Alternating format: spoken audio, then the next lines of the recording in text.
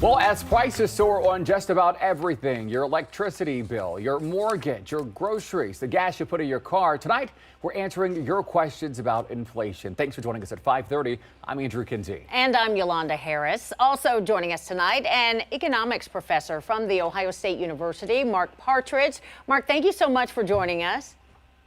Thank you. First of all, can you explain how did we get here?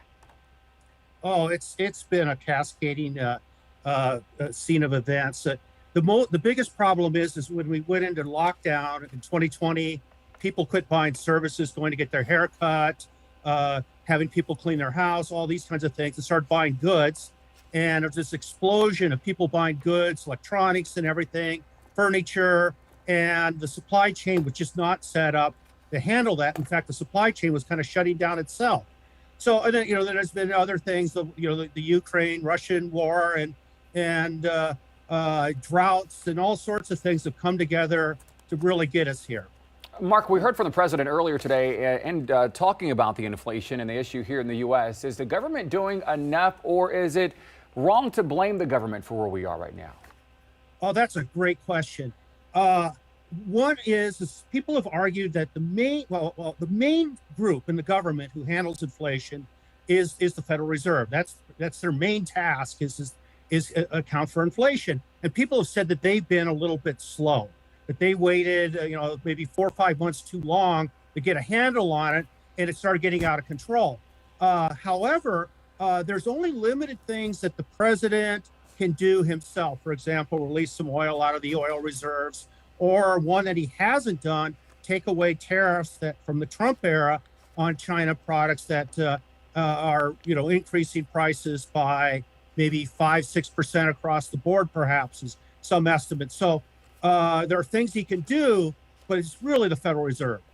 Well, tell me this, when the Fed raised the interest rates, how is that supposed to stabilize things or make things better? Because it just raises the price of everything and makes things worse from the way I see it.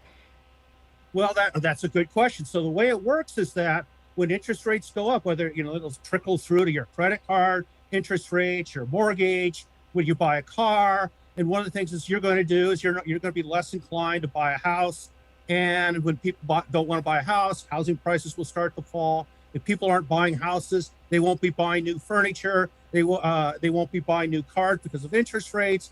And so it slows the economy down. And businesses feel this pressure. We can't raise prices because we're losing business. Okay. Mark, what lingering effects could we see with this, and when will this get better?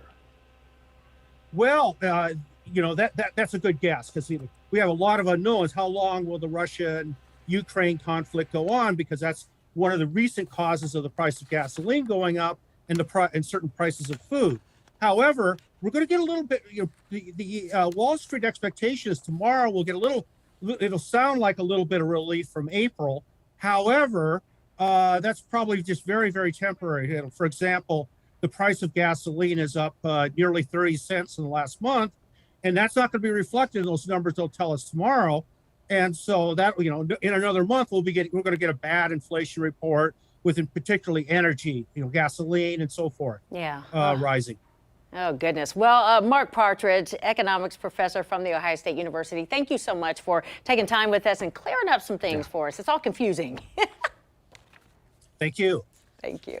Well, these trends have some homeowners worried about seeing a repeat of the 2008 housing crisis. We spoke with a realtor who says this time around it's different. Back in 2008, buyers were getting qualified when they shouldn't have. Well, now buyers have the money, but that leads to different issues. We're not going to see people losing a lot of their houses. With that being said, the big thing we're seeing with the interest rates right now is people are losing their buying power.